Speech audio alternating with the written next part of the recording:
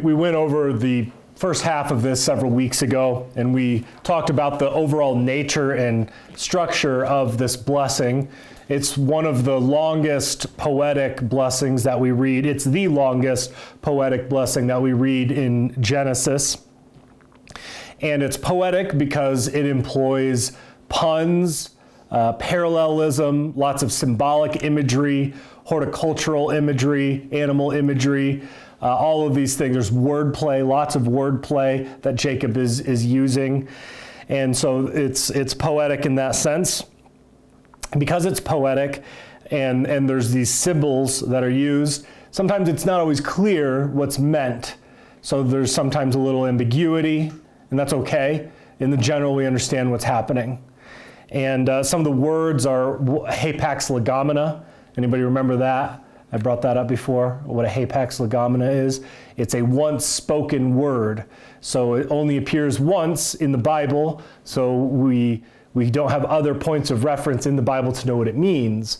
We have to go outside of the Bible and find it in other languages or other resources to find what it means. So that just contributes to some of the difficulties involved. The ordering of the blessing, it goes by all of Leah's natural sons are blessed first.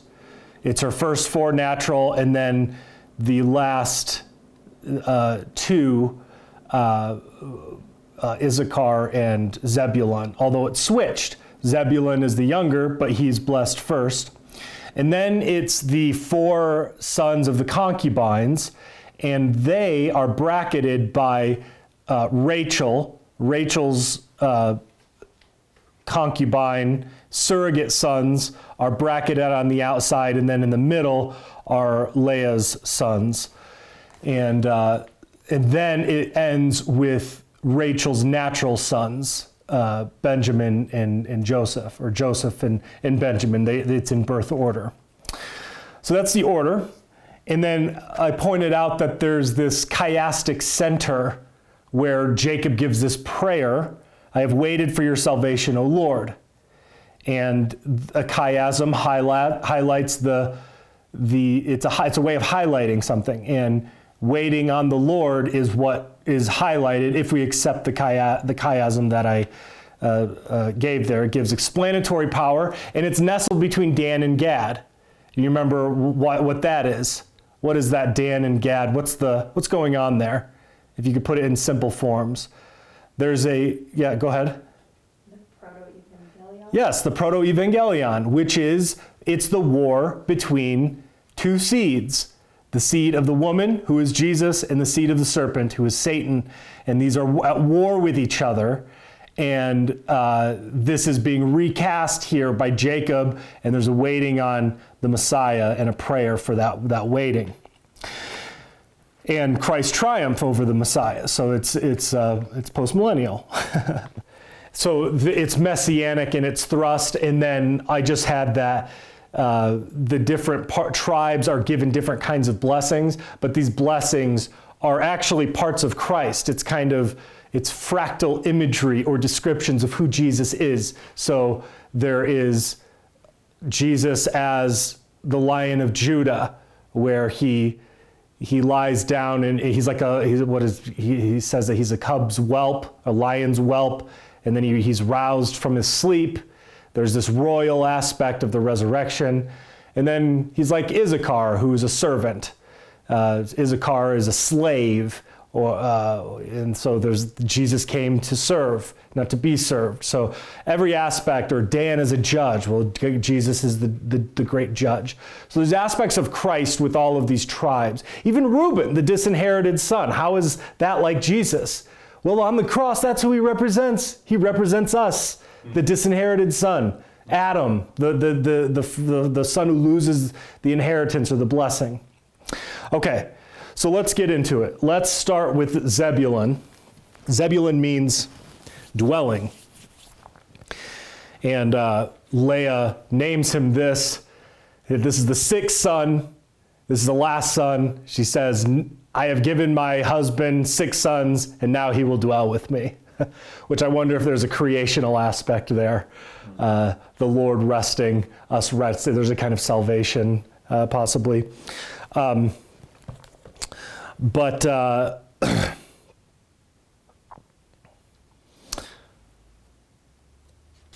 Jacob plays with that the meaning of that word. Zebulun means dwelling, and you are going to dwell by the sea, and you're going to be a dwelling place for ships. You're going to be a haven for ships. And what's strange about this, if you look at the map that I gave you, he's going to dwell by the sea. His border is going to touch Sidon. His border shall adjoin Sidon. Now take a look at the map. This is a pretty standard map. Does Zebulun's border even come close to Sidon? Where's Sidon? Sidon is upper left. It's the northern border of Israel. It's on the Mediterranean. Jesus tells Zebulun, you're going to be, what? No, it's not even close. He says, you're going to be a dwelling place for ships. You're going to be a haven for ships. You're going to dwell by the sea. Is Zebulun by the sea? No. He's landlocked. Yeah. Okay, so this is a typical rendering of the tribes of Israel, particularly after the Joshua conquest. Now, the way that I would describe this or remedy this problem is that these borders, the first thing is a lot of the towns that Joshua mentions, we're not totally sure where they're at. So that's a problem. So you're taking Joshua 19 and then you're drawing this map with what you understand it to mean. So that's one problem. We don't know where a lot of the towns are that it's supposed to be bordered by. The second problem is that by the time of the first century, so lots of time goes by, we see that Josephus describes, I just saw something where a post-millennial was making fun of himself about Josephus' books are like the 67th book of the Bible or something, because it's relied on so heavily. But Josephus talks about Zebulun reaching the Mediterranean and the Sea of Galilee. So if you look at the map, that would make him reaching to the sea on the west and the sea to the east. Also, in rabbinical literature, in the Midrash, Zebulun's standard is depicted as a ship on the sea. So that's extra biblical, but also in line with Jacob's blessing here. And then we also have Jesus in the Gospels. Jesus, we are told in Matthew 4, he dwells in Capernaum in the land of Zebulun and Naphtali. And I'm blanking on that, but that also undergirds this idea that Zebulun is bigger than its Capernaum is on the shore of the Sea of Galilee. Yes. Okay. Which is the sea to the east. Right. Okay. Yep. So it isn't very far. No, it's not very far. 20 miles from. But a cumulative case, I think, can be made that Zebulun's territories expanded. I don't want to, so let's not get bogged down too much, but that's something that jumped out to me because I'm reading Jacob's blessings and then I'm looking at the maps that are pretty typical across the board, and it's like, where Zebulun's landlocked. It would be like telling us in Colorado, you're going to be a haven for ships. Well, that doesn't make sense. So anyway, I think that's probably what happened. Matthew Henry, he makes a great comment on their maritime allotment. He says, God appoints the bounds of our habitation. It is our wisdom and duty to accommodate ourselves to our lot and to improve it. If Zebulun dwell at the haven of the sea, let him be for a haven of ships. And he's simply saying, bloom where you're planted. That's something that was told us all the time in the Marines. You're going to get jobs that you don't like. make the best of it, do a great job there. Zebulun's put by the sea, become a harbor, become a place that ships want to go. And that's what Christians have done. That's what Christ has done through his church. That's what we call Christendom. It's kind of interesting. I catch myself doing this. There's a euphemism for Christendom, and it's the West, which I'm fine with using that term, the West, but that's a euphemism for Christendom, because the West is Christendom. So anyway, and then, taken in a spiritual manner, we see that Zebulun is a dwelling place for ships, but this is the place where Jesus grew up. It was his dwelling place. So it was a dwelling place for the Messiah. This is the area. This is Galilee. This is Nazareth. This is the place where Jesus grew up. So this is where this is a privilege that Zebulun earned or was blessed with.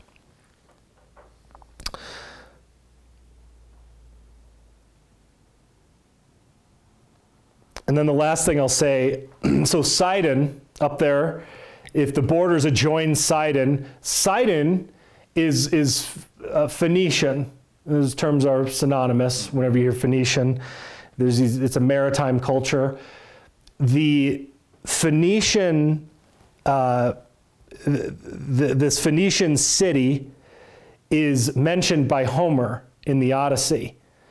And he mentions their textile fabrics that were dyed purple, and they were highly desirable, high demand. They were like royal textiles.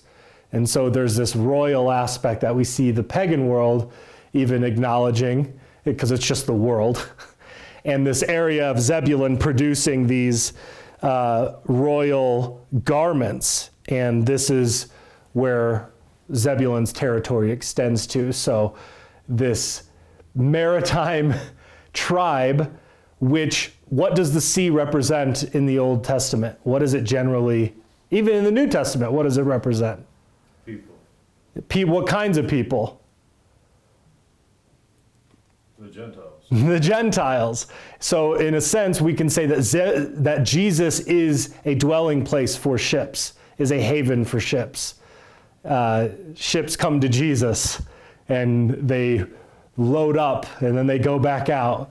It's a place for Gentiles to come. Does that make sense? Yeah. Okay. All right. Issachar. This one is a little bit more difficult. Issachar means wages, and Issachar is the older brother of Zebulun, but he is listed last. And he's described as a strong donkey, a laborer, or a slave.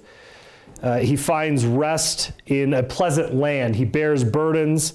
He lies down between these burdens. And so he's a laborer, which is a little different than Zebulun. Zebulun he's a sailor, but also it's maritime, and we have this royal textiles coming from them.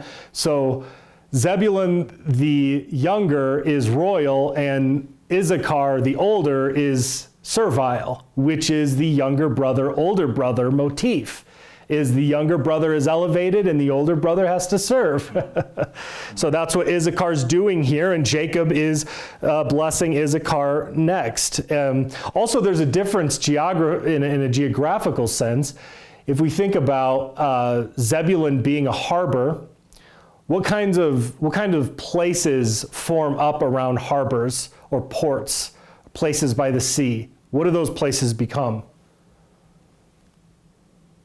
Shipbuilders. More generally.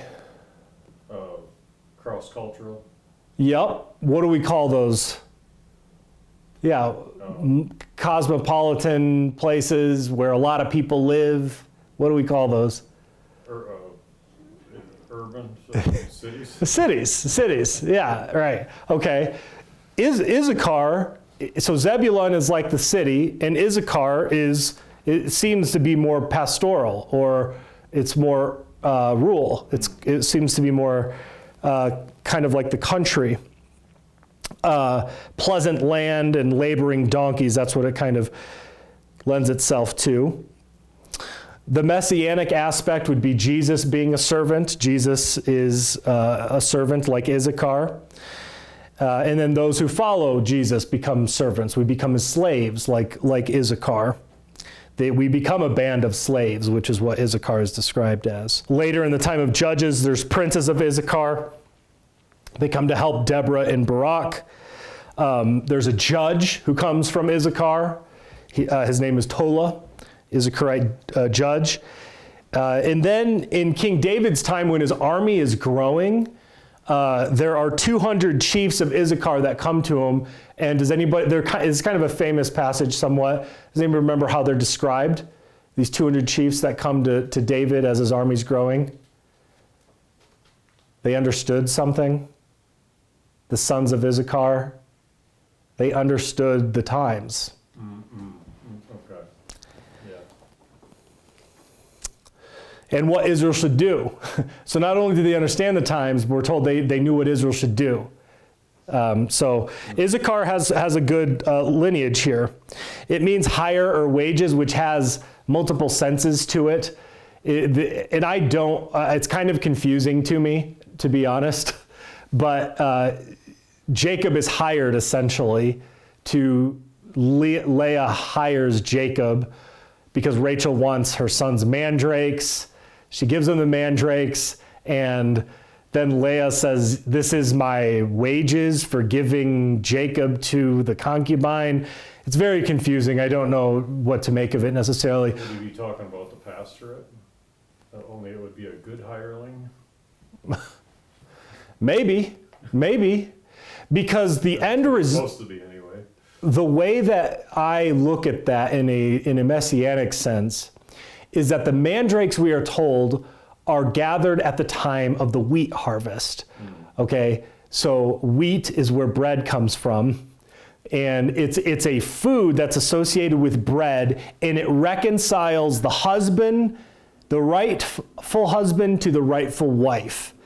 So that's just the gospel. That's Christ coming together with the church, and there's bread of reconciliation involved.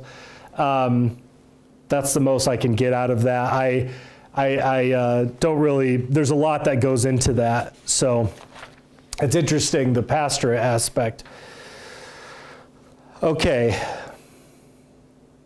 Also, Issachar laboring and resting is quite, this is something that is also messianic. Christ labors his work on the cross and his teaching and his ministry, but then once he's crucified and he resurrects and he ascends, he enters rest.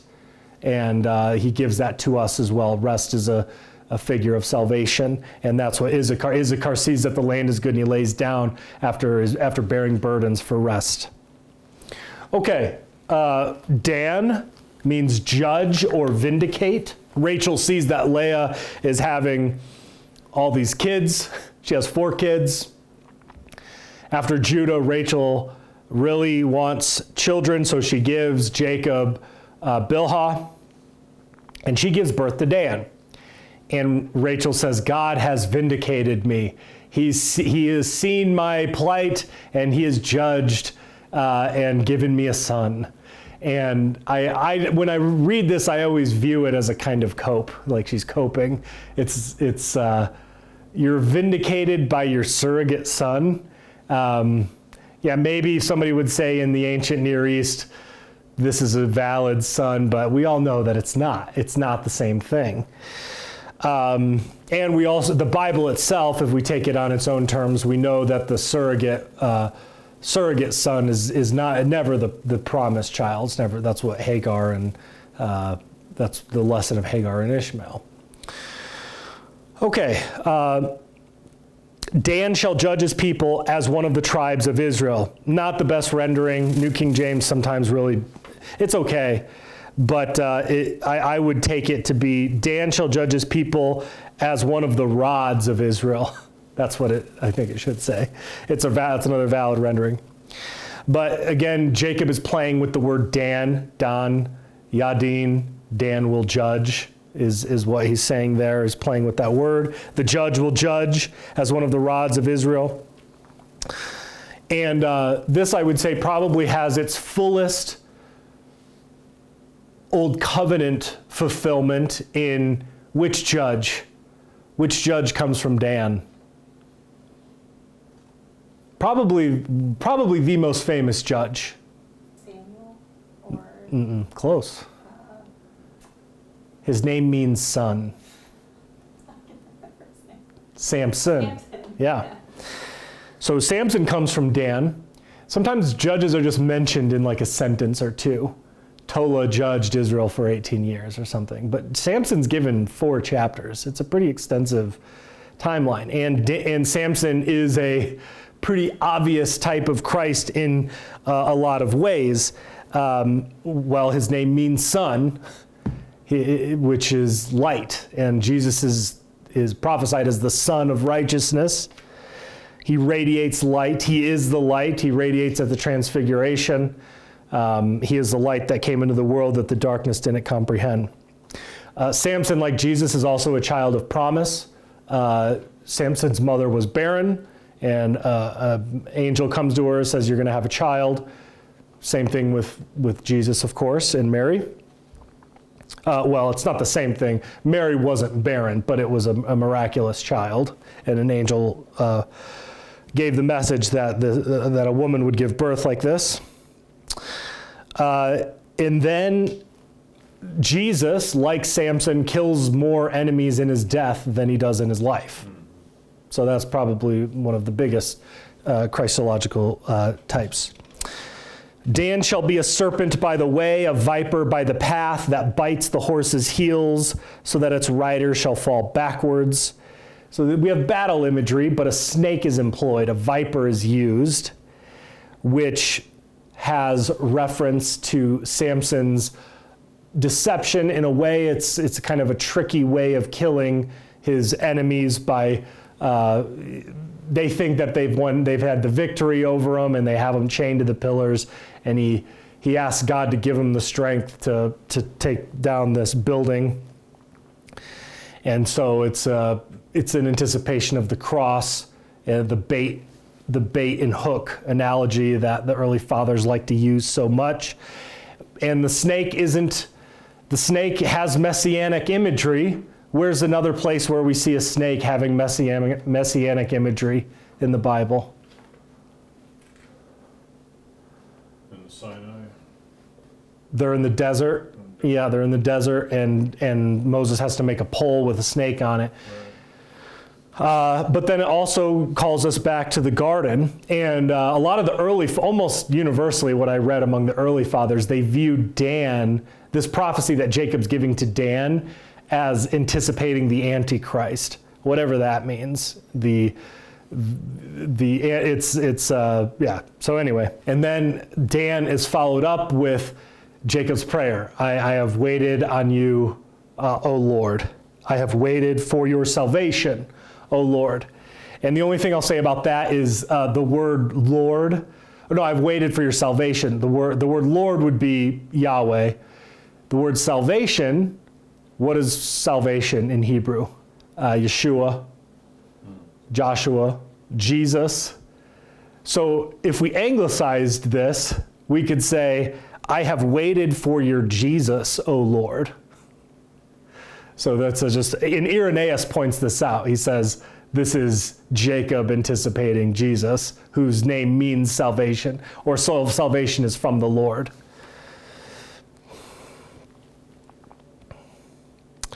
Okay, Gad means troop or raid.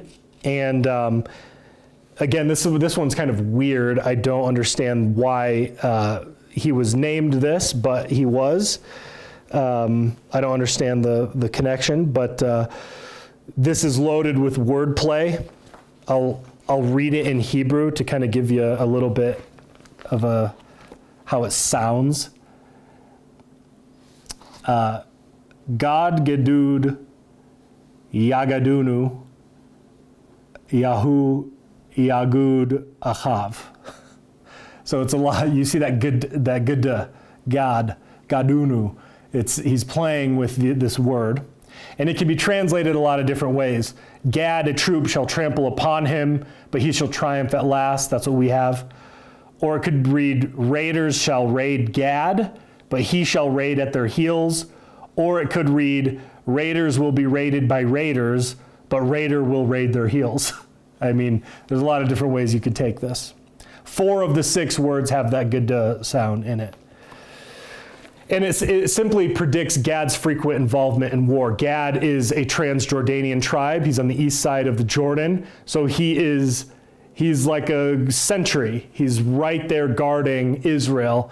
And he is commended for his warrior skills. In Chronicles, praise is given to Gad for their military success, and they connect it with prayer, that they were men of prayer, and God granted them success in battle.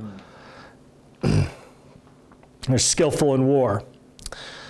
And then just Gad being a multitude and then being attacked by a multitude we could apply to the church.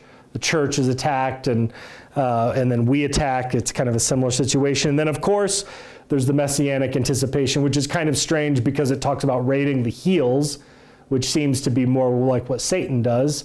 But in any case, we see that there is this kind of military soldier aspect and the war between the seed of the serpent and the seed of the woman continuing. And as the psalmist says, the Lord is a man of war. And so we see that in Gad. All right, then we get to Asher. Bread from Asher shall be rich, and he shall yield royal dainties. Asher means happiness.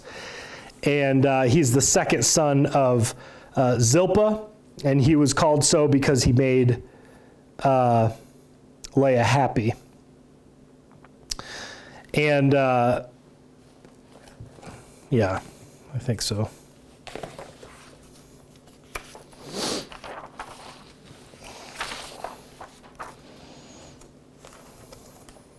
Yeah, okay. And now his descendants are promised what we could probably describe as a happy life. Royal dainties, bread from Asher will be rich. He's got rich food. We know that the land that was allotted to him was fertile, the land from Mount Carmel all the way up to Tyre. And there's rich food here, and it's kingly. And where we can see this sacramentally, where we eat the king's food. We eat royal food. And we're nourished by God in that sense, so we could see that anticipated. And royal dainties, I think, is that our translation? Yeah, royal dainties. Matthew Henry says it this way. He says, God is overabundant in his benefits, not only giving us the necessities of life, but the dainties, the luxuries.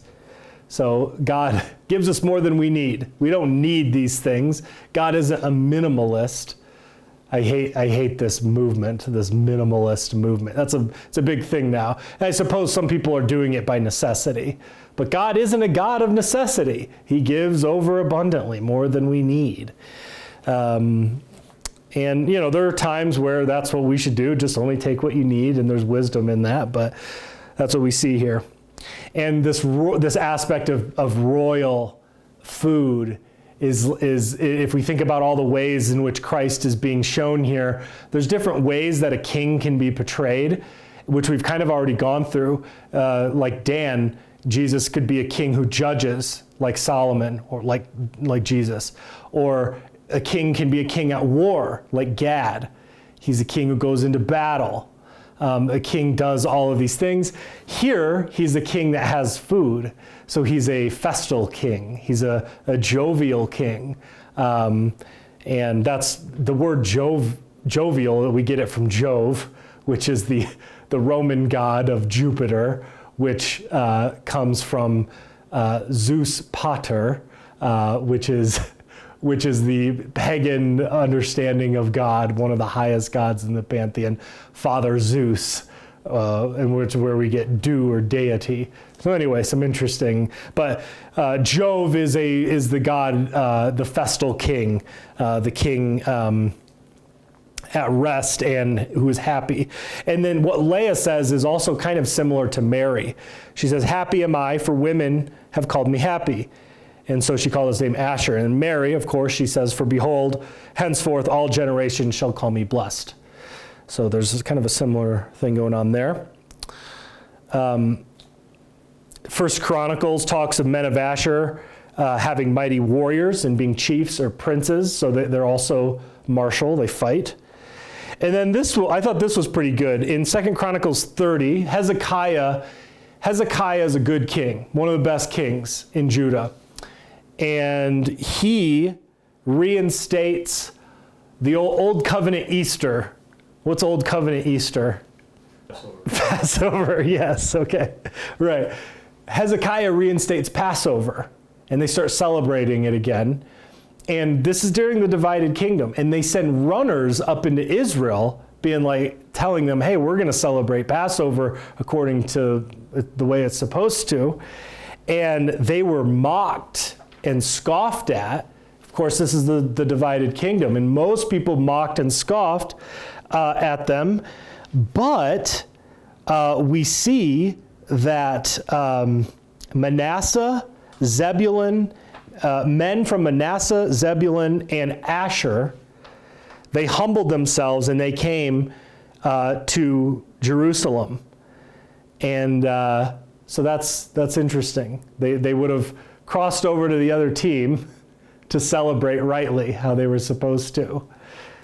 And also this connects with Asher's willing to be part of the king's feast. Asher loves the festivals of the king. All right, so let's move on to Naphtali.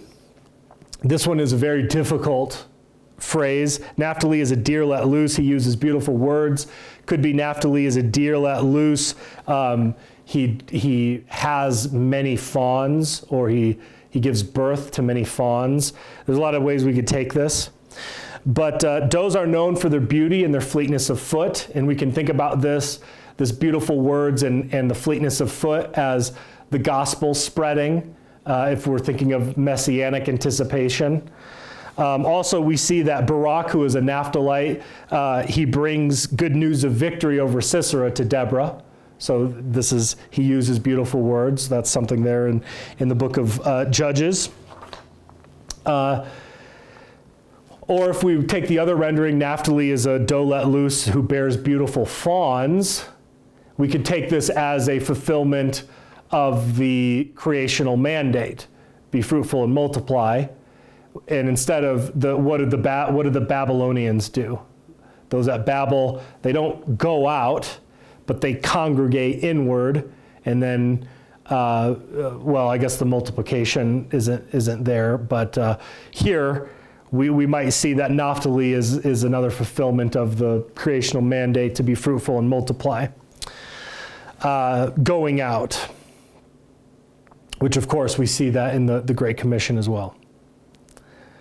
In the chiasm, we see that Naphtali matches Zebulun, and this is more land imagery. It's a land animal rather than the sea that we see with Zebulun. So we have land and sea there. Naphtali, again, is in Upper Galilee. This is the place that Jesus would have been raised. And Naphtali means my wrestling. We see that during the Canaanite pogrom. They don't drive out all the Canaanites. They wrestle with them.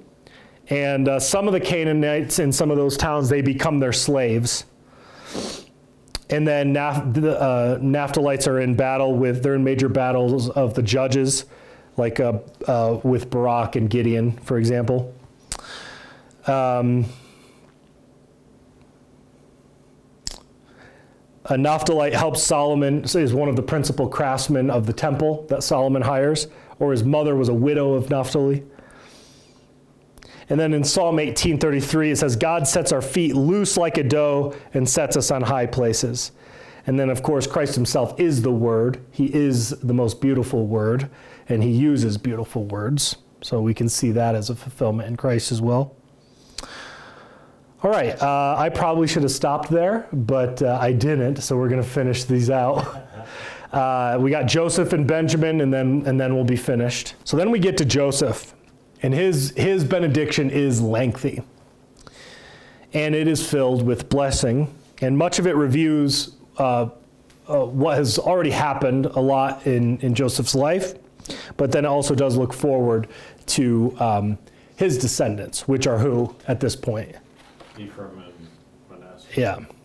There's kind of three aspects here.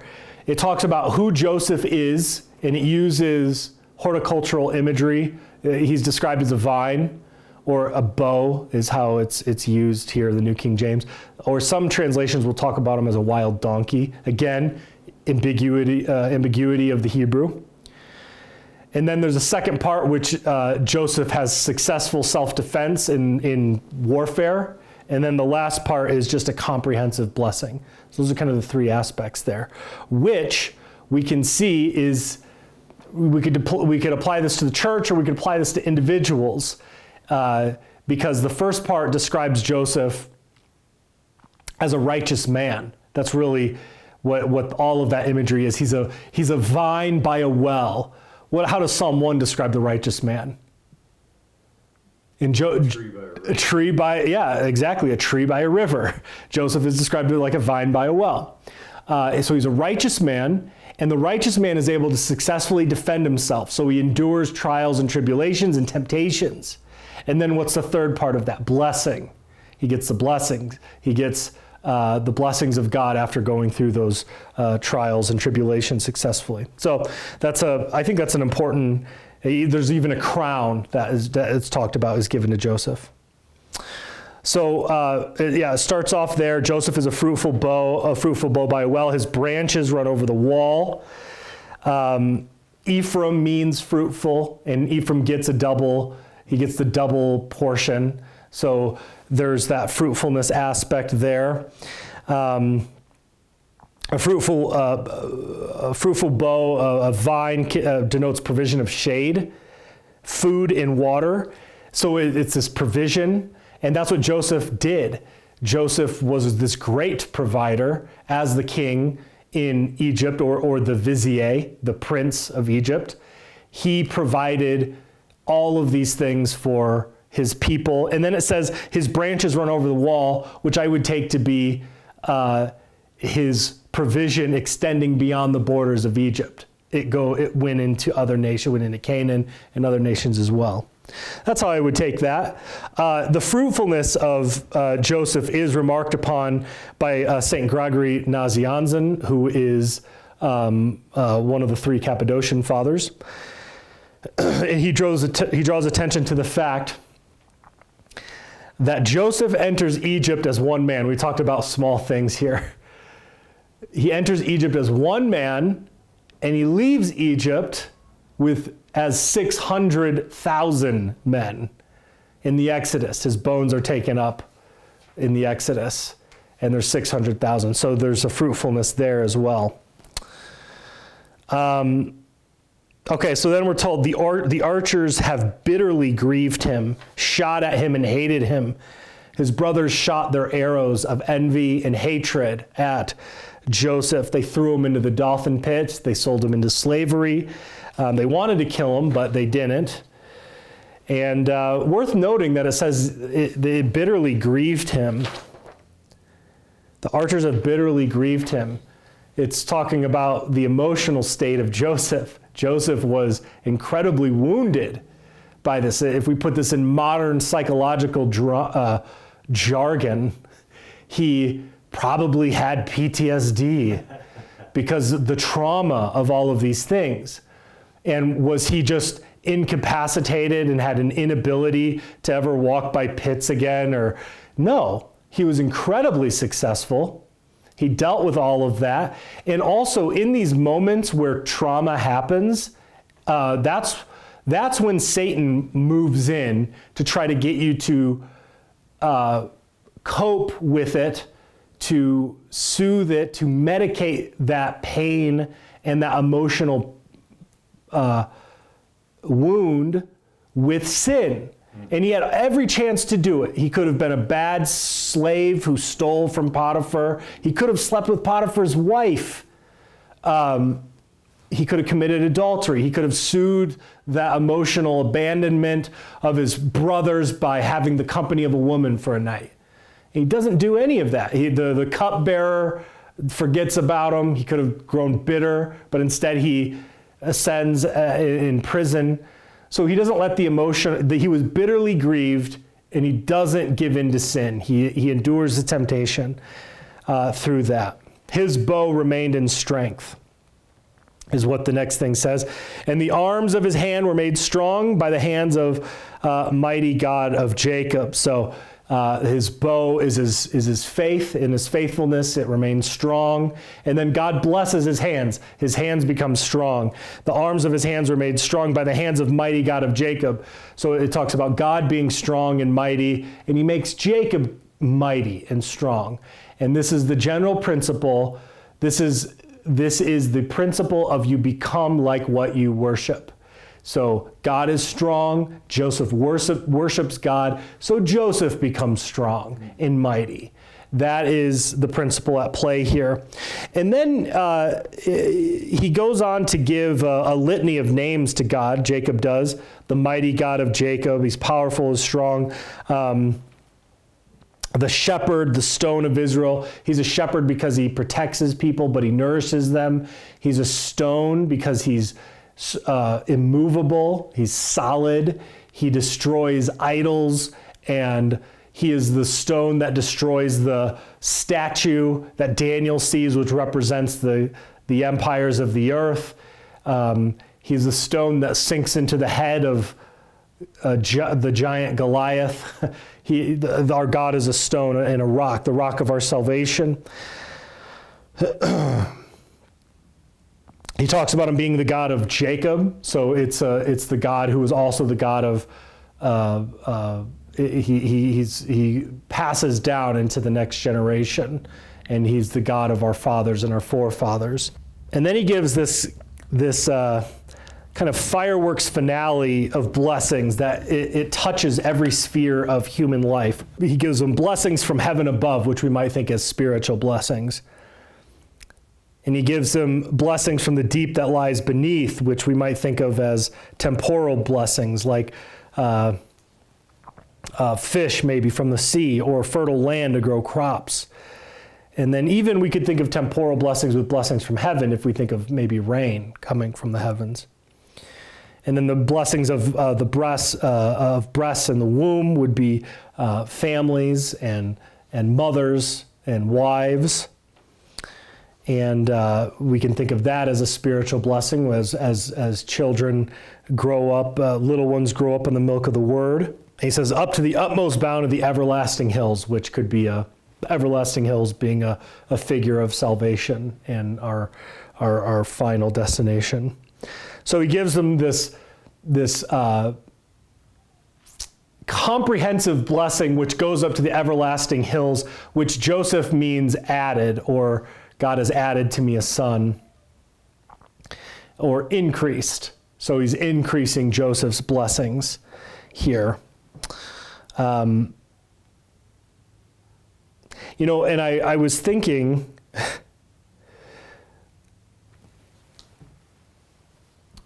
Joseph is represented by Ephraim and Manasseh, and Joseph is given just a huge blessing here, but there's not messianic, besides him being a type, he's not connected to the Messiah like Judah is. And so in a sense, we're more connected with Judah than we are with Joseph, and Joseph is this old covenant type almost. He represents Israel. Every time we think of the divided kingdom, it's Judah and Ephraim, or Judah and Israel. And people have been talking about Israel in there's debates about the prophecies that apply to them. There's a prophecy in Isaiah where it says that Judah and Israel, Judah's not going to harass Israel anymore, or not going to harass Ephraim anymore. And Ephraim's not going to do something to Judah. So there's this antagonism between Judah and Ephraim. And I just had this thought. I think this could apply. I think that this ultimately applies to Christians and Jews now, where Ephraim represents the Jews now, and Judah represents Christians now. And there's antagonism there, real antagonism, but that's going to stop according to Isaiah if we read it that way. So I don't know, perhaps the Spirit's provided some illumination there, perhaps that's completely wrong, I don't know. I had that thought though. There's a wordplay between certain words that are like heaven and breast is Semayim and Sedayim. Deep in womb is Tehom and Ream. So there's again wordplay going on. And Matthew Henry, he says this: herein Joseph was a type of Christ. He was shot at and hated, but borne up under his sufferings, and was afterwards advanced to be the shepherd in stone. Of the church in general and particular believers, hell shoots its arrows against the saints, but heaven protects and strengthens them and will crown them. Amen. Yeah. All right, so we got Benjamin here, and then I have a few concluding thoughts. Benjamin's a ravenous wolf. In the morning he shall devour the prey, and at night he shall divide the spoil. Benjamin being a ravenous wolf, it certainly seems that's not a good thing. And if we look at the history of Benjamin, he is a ravenous wolf in a bad way. But also there's a kingly element here. There seems to be a similar way that Judah is described, that the Judah will come up from his prey. There's that prey element that's used of royal Judah, and I think there's a royal aspect here of the wolf. He's kind of a royal wolf, which we see, of course, with King Saul. But he's not good. And so there's that royal element there, along with the obvious, not, I guess we could call it demonic aspects of being a ravenous wolf. Ehud comes from Benjamin. He's a judge. He's the famous judge who has that cloak and dagger mission against Eglon, the disgustingly fat king, and he kills him by thrusting him through with his dagger in the stomach. And then, so that's a good, we see, and he's left-handed, which that's interesting. He's left-handed, and he takes the sword from his right thigh and he's thrust it. And what does Benjamin mean? Benjamin is son of my right hand. So I don't understand what's going on there, but the Benjamins are often left-handed. We see by the end of Judges, there's a lot of left-handed Benjamins who can, I don't know, they can sling an arrow or a slingshot or something, and they're skilled in war in that way. And the Benjamins become a ravenous wolf, most prominently, I would say, by the end of the Judges. In Judges 19, they become like Sodom, or worse than Sodom and Gomorrah. They want to have relations with this Levite, which is interesting. This is also, the Levite is the guest in this man's home, like the angels earlier in Genesis. So we have the priest being compared to angels. And then he gives his concubine, and they rape and they kill this concubine. The Benjamites do this. Civil war ensues, and Benjamin is almost decimated. He's almost taken away, but he's not. He's preserved. And I think about this with modern day tribes. We can think about how ravenous certain tribes are, how disgusting some of the things that they do are, certain denominations and traditions, and yet we shouldn't say, I don't want this at all anymore, because they have certain things of value to bring to the table. So what comes from the preserved Benjamite tribe? We see King Saul, which that was a disaster, but then after that we see Mordecai and Esther, and they save Israel. And then, of course, prominently, St. Paul the Apostle is the Benjamite who devours the prey in the morning, which the early fathers, Augustine, Jerome, Tertullian, all these guys took to be the first half of Paul's life. He's killing Christians. And then he divides the spoils in the evening, or another way to put it, he nourishes with food in the evening. So the second half of Paul's life, he's feeding the Christians. He's not eating them anymore, he's feeding them. And so I think that is, that's probably the main thing that's going on there with Benjamin.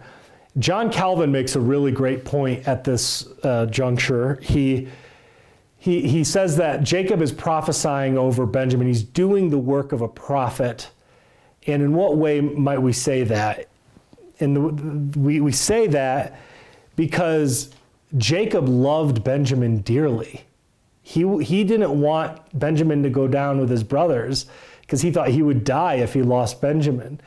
And in a way, he's pronouncing bad things over Benjamin. And John Calvin notices this. He says, this is the work of a prophet. He sets aside his natural affections for one of his favorite sons, and he speaks the words of God over him. You're a ravenous wolf. How hard would that have been for him to say? I thought that was just, he says he's doing the work of a prophet with vigor and magnanimity. Setting aside his natural affections. Yeah, that's great. The vigorous work of a prophet is how Calvin describes it. Okay, so this is what I want to end with. Moses concludes by telling us that this is the first time we see the 12 tribes of Israel mentioned as tribes. The tribes throughout the Bible leading up to really maybe the Babylonian captivity, and particularly the first century. Prior to that, we have Benjamites, we have Gadites, we have Naphtalites, we have Ephraim and Manasseh. These are mentioned as we go forward, as we read through the Judges, as we read through the Kings. But by the time we get to the first century, pretty much all the tribes are referred to by Judah. Because what do we call them? How do we refer to Israelites now? Jews. Well, that comes from Judah. A Jew is somebody who lives in Judah or comes from Judah. But St. Paul says that he's a Jew, but he's not. He's a Benjamite.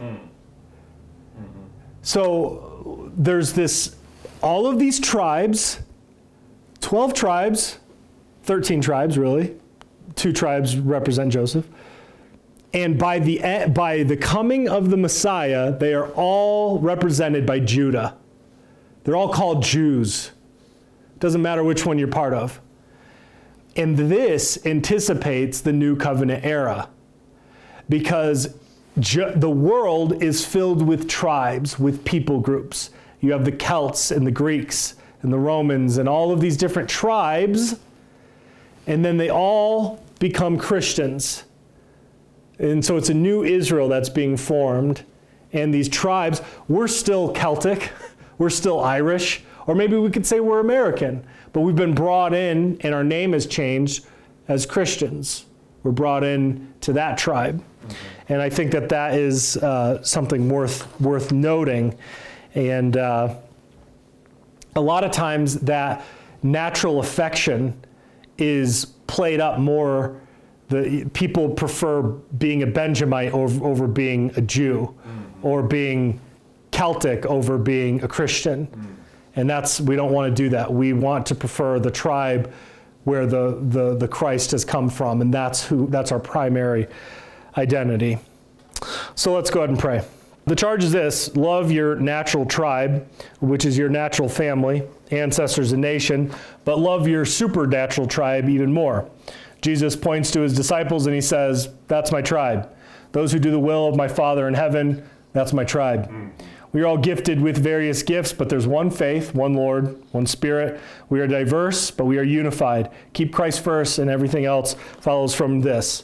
The Lord bless you and keep you. The Lord make his face shine upon you and be gracious to you. The Lord lift up his countenance upon you and give you peace. In the name of the Father, and the Son, and the Holy Spirit.